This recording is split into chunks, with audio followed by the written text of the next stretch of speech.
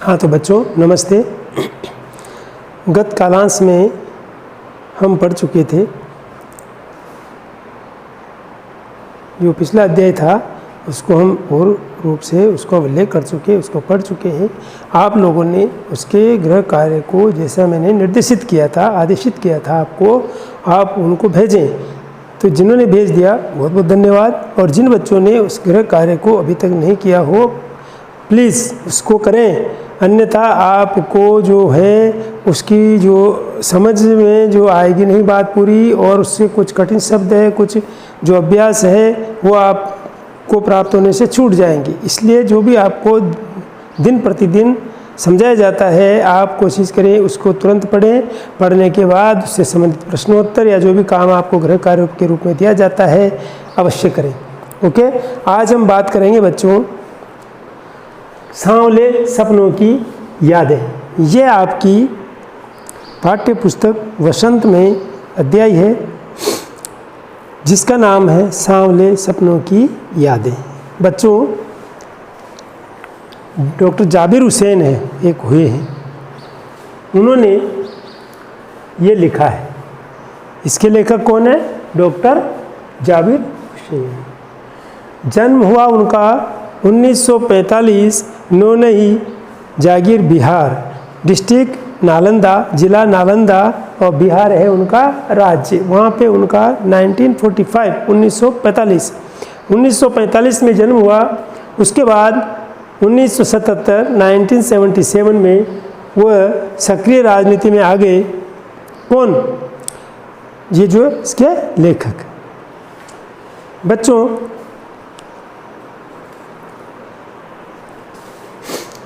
राजनीति में आए, उनको राजनीति में जो प्रवेश द्वार था वो था मुंगेर बिहार। मुंगेर बिहार विधानसभा जो क्षेत्र है वहाँ से वो सदस्य रहे, सदस्य चुने गए, विधानसभा सदस्य के रूप में उन्होंने अपना कार्यकाल पूरा किया। उसके बाद बच्चों 1995 उसमें बिहार विधानसभा परिषद के सभापति रहे। राजनीतिक जीवन उनका इस प्रकार था। अभी बच्चों बात आ जाती है साहित्यिक परिचय की। जीवन परिचय उनका पहले आपका ये हो चुका है, यह आपको बताया। इनके बारे में आप और भी पढ़ सकते हैं। इनका साहित्यिक परिचय मतलब, साहित्यिक परिचय से मतलब यह है बच्चों कि हिंदी साहित्य के क्षेत्र में उन्होंने जो अपनी अद्भुत सेवाएं दी है, अपना अमूल्य समय दिया है, उसमें से एक यहाँ पे कुछ मशहूर जो थी उनकी रचनाएं वो है जो आगे हैं, डोला बीबी का मज़ार, अतीत का चेहरा। ये क्या है? उनकी रचनाएं हैं। लोगा है, एक नदी रेत भरी, ये आदि और भी कहीं है, लेकिन यहाँ पे महत्वपूर्ण जो यहाँ पे लगी हमें उनका यहाँ पे आपको उल्लेख करके समझाया है। ये उन्होंने रचनाएं रची है हिंदी साहित्य क्षेत्र में। बच्चों प्रस्तुत अध्याय जो है वो 1987 में प्रसिद्ध पक्षी विज्ञानी सालिम अली, पक्षी विज्ञानी, पक्षियों की खोज करने वाले, पक्षियों की जानकारी अर्जित करने वाले, उसको संग्रहित करने वाले पक्षी विज्ञानी जो थे डॉक्टर सालिम अली, उनकी मृत्यु हो गई 1987 में। बच्चों उनकी मृत्यु के बाद जो उनकी जो जीवन क्षेत्र था, जो उनका जीवन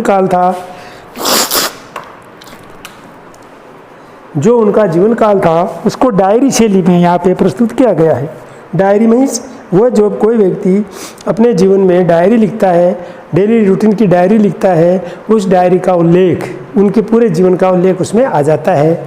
यहाँ पे जो डॉक्टर जो जाबिर हुसैन हैं, उन्होंने 1987 में जब सालिम अली पक्षी विज्ञानी थे, उनकी मृत्यु हो चुकी, तो उनके द्वारा रचित जो डायरी थी, उस डायरी शैली में इस अध्याय का उन्होंने रचना की है, उस अध्याय को प्रस्तुत किया है।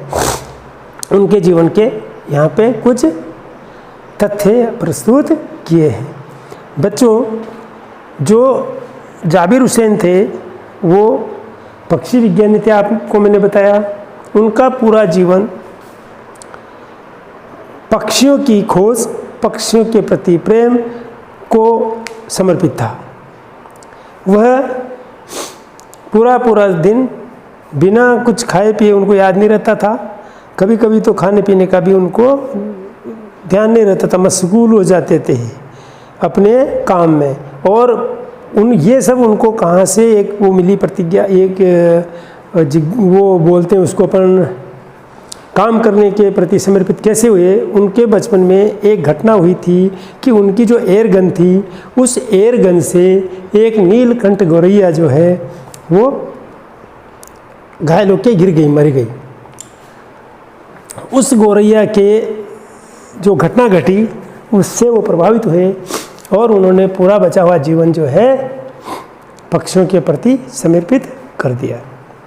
बच्चों, वह इस प्रकार के अपने इस काम में इतने मशगूल थे, इतने व्यस्त थे, इतने समर्पित थे कि जिस प्रकार से श्री कृष्ण भगवान जो है गोकुल में, मथुरा और गोकुल में, मथुरा में बाद में आए, मथुरा में जन्म हुआ, लेकिन गोकुल में उनका जितना बचपन कटा, ठीक है, वहाँ पे उनकी जो यादें, उनकी जो कृष्ण लीलाएं, उनकी जो बांसुरी की मधुर ध्वनि, ये आदि चीज़ें अभी भी कृष्ण भक्तों के अंदर जिस प्रकार से समाहित है,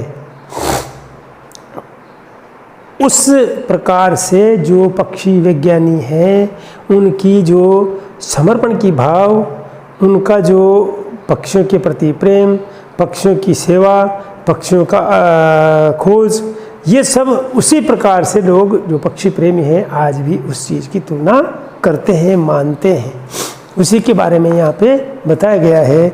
मैं इसमें आपसे कहना चाहूँगा, सालिम अली ने अपनी आत्मकथा का नाम रखा फॉल ऑफ ए स्पैरो। उन्होंने अपनी आत्मकथा का नाम ये रखा था। क्यों रखा? क्योंकि वो जो घटना थी उसी के आधारित उन्होंने ये जो अपना काम किया उसको आत्मकथा के रूप में यहाँ पे पिरो दिया, बता दिया। बच्चों, ये अपन इसके बारे में जब आपको एक वाक्यांश या वाक्य मतलब होता है प्रसंग किसी, और वाक्य होता है एक सेंटेंस। यहाँ पे मैं वाक्य जब आपको बताता हूँ, वाक्य मीन्स एक बात, या उसको बोलते हैं अपन वृत्तांत। जिस प्रकार से कृष्ण भक्तों के लिए कृष्ण लीलाएं और कृष्ण की यादें, मधुर ध्वनि, कृष्ण के जो गोपियाँ की लीला, कृष्ण का अपने सखाओं के प्रति प्रेम जो भाव है, उसी प्रकार से इसको एक भाव में इंगित करके यहाँ पे बताया गया है। किसके प्रति? पक्षियों के प्रति। जो कृषि वैज्ञानिक सालिम अली जो हुए वो इसी प्रकार से समर्पित और वो थे। ठीक है, हम इसी से आगे क्या बात करें। फिर जब उन्होंने अपनी जो डायरी भी लिखी तो फॉल ऑफ स्पैरो के नाम से उसको दे दिया, और उनकी मृत्यु जब 1987 में हो जाती है तो प्रसिद्ध कृषि वैज्ञानिक सालिम अली की मृत्यु के तुरंत बाद इस उनकी जो डायरी शैली में, यानी कि जो उनकी जो यादें थी, जो उनके तथ्य थे, उनको डायरी शैली में, जैसे डायरी शैली मीन्स जैसे डे बाय डे अपन को डायरी मेंटेन करते हैं, उसको डे बाय मतलब दिन प्रतिदिन उसको जब हम रचते हैं, लिखते हैं, उसी प्रकार का एक भाव दे करके इस संस्मरण, ये संस्मरण क्या है? डॉक्टर सालिम अली जो प्रसिद्ध पक्षी विज्ञानी हुए, उनकी यादों के रूप में यहाँ पे इनको सजाया गया है। इससे, और इस अध्याय को नाम क्या दिया गया? सांवले सपनों।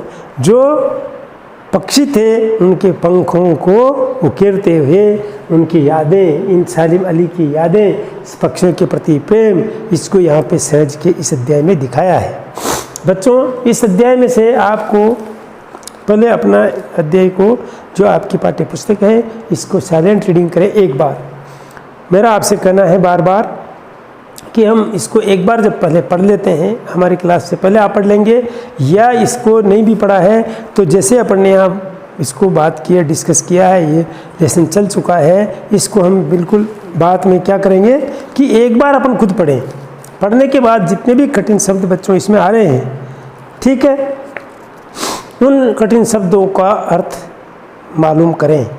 चाहे आप मुझसे पूछ लें, चाहे आपको वाक्य पढ़ने के बाद उसमें अगर अंदाज मिल जाता है तो वो हो गया, अर्थ आपका निकल जाता है तो वेल एंड गुड। अदरवाइज अन्यथा आप उसको मन में नहीं रखें, क्योंकि आपकी जो शब्दकोश है, आपका जो शब्द भंडार है, वो जब बढ़ेगा तभी आप हिंदी के बारे में, वो सचमुच इतना खुला खुला और सादा दिल वाला आदमी था, कौन, जिनकी अपन बात कर रहे हैं। मुमकिन है लॉरेंस मेरी रोगों में, मेरी हड्डियों में समाया हो, लेकिन मेरे लिए कितना कठिन है और उसके बारे में अपने अनुभवों को शब्दों का जामा पहनाना। मुझे यकीन है मेरी छत पर बैठी गौरैया उसके बारे में और हम दोनों ही के बारे में मुझसे ज़्यादा जानकारी रखते हैं। ये बात किसने कही? सालिम अली ने अपनी आत्मकथा का नाम रखा था फॉल ऑफ ए स्पैरो। मुझे याद आ गया कि D.H. लॉरेंस की मौत के बाद लोगों ने उनकी पत्नी फ्रीडा लॉरेंस से अनुरोध किया कि वह अपने पति के बारे में कुछ लिखें। फ्रीडा चाहती तो ढेर सारी बातें लॉरेंस के बारे में लिख सकती थी, लेकिन उसने कहा मेरे लिए लॉरेंस के बारे में कुछ लिखना असंभव सा है। मुझे महसूस होता है मेरी छत पर बैठने वाली गौरैया लॉरेंस के बारे में ढेर सारी बातें जानती है। क्या?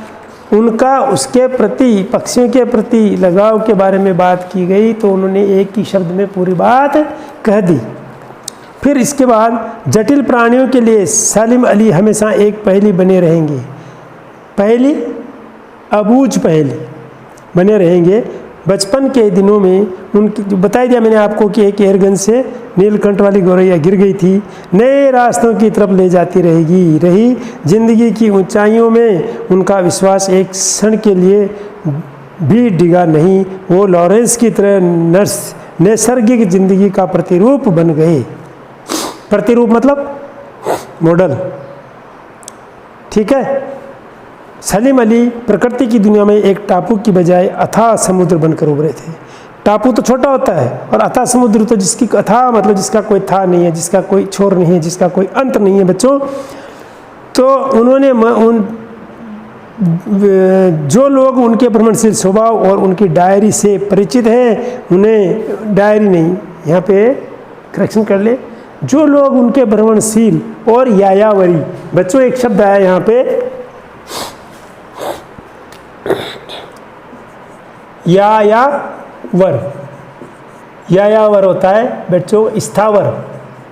स्थावर जो शब्द है उसका विलोम है। स्थावर वो होते हैं जो स्थायी रूप से एक जगह रहते हैं, और जो यायावर का मतलब होता है घुमत्तु, जो स्थायी नहीं हो, जो एक जगह टिकने वाले नहीं हो। तो यहाँ पे भ्रमणशील और यायावरी दोनों पर्यायवाची के रूप में परिचित है। उन्हें महसूस होता है कि वो आज भी पक्षियों की सुराग में ही निकले हैं।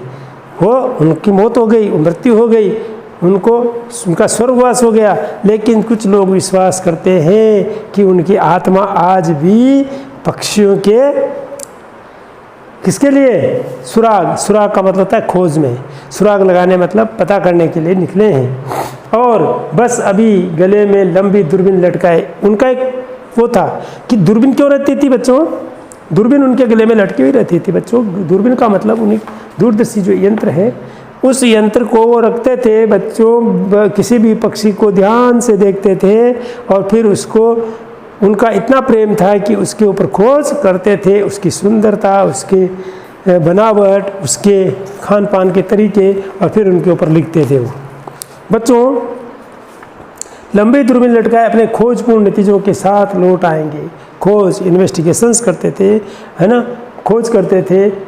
जब तक वो नहीं लौटेंगे क्या उन्हें गया हुआ मान लिया जाए? मेरी आंखें नम हैं बच्चों। उनकी जो विदाई हुई संसार से नम है, मतलब दुख से गमगीन है। गमगीन का मतलब होता है गम में डूबी हुई। सालिम अली तुम लौटोगे ना। लास्ट में क्या लिखा, आंखें गमगीन है, नम है, और सालिम अली तुम लौटोगे ना। उनका विश्वास है कि सालिम अली एक दिन वापस लौटकर इन पक्षियों की खोज में, सुराग में यहाँ ज़रूर आएंगे। बच्चों, ये जो हमने बात की इसमें सांवले सपनों की यादें, सांवले सपनों की यादें किसने सजाई, ये उनकी एक संस्मरण है, डायरी शैली में प्रस्तुत किया है डॉक्टर जाबिर हुसैन जो है उन्होंने किया है। ठीक है, कवि जो ये जो लेखक है, यहाँ पे लेखक का जो परिचय हमने देने का भी तरीका ये होता है बच्चों। परिचय दो प्रकार से दिया जाता है लेखक का।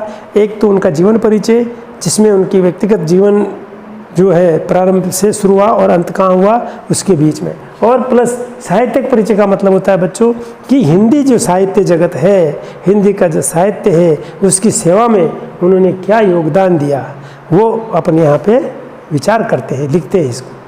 ठीक है, अब मैं आपसे अध्याय पूरा अभी अपना ये पूरा हो गया है, मुझे उम्मीद है आप इससे कुछ सीखे हैं। अगर आपको कोई समस्या रहती है, आप गृह कार्य के रूप में जो भेजते हैं कठिन शब्द उसमें भेजें, और इसके जो अर्थ समझाया, इसका जो भावार्थ है, कैसा है, क्या है, ये सारे आपको एक कहानी के रूप में पूरी दिमाग में बैठ जानी चाहिए। इसके कुछ अभ्यास के लिए प्रश्न पाठ्य पुस्तक में भी दिए हुए हैं। इसके अलावा भी हम प्रश्न जो है काल्पनिक हम पर भी बना सकते हैं, हम अपन भी बना सकते हैं। और अब जब आपके टेस्ट होते हैं, आपकी जब परीक्षा ली जाती है, तो पाठ्य पुस्तक के प्रश्नों के ऊपर भरोसे हम नहीं रहते हैं। इस अध्याय को अपने को दिमाग में बैठ गया, इस अध्याय की पूरी बात समझ में आ जाए, तो फिर इससे कुछ भी पूछा जाए, चाहे वो पाठ्य पुस्तक के पीछे अभ्यास के लिए नहीं दिया, क्योंकि पूरे प्रश्न जो भी जितने बनते हों वो नहीं दिए जा सकते, सिर्फ थोड़े से प्रश्न इसमें दिए जाते हैं, 5, 4, 6 जो भी दिए हो उनको आप कर लें। और उनके अलावा जो भी आपको रहता है, आपकी उमंग, आपकी जिज्ञासा में आए कि ये प्रश्न भी बन सकता है, बिल्कुल बन सकता है, उसका आंसर उसमें ढूंढिए, आंसर मिलेगा, आप उस उत्तर को लिखिए, बहुत अच्छी बात। तो इस तरह से आप प्रयास करें। धन्यवाद।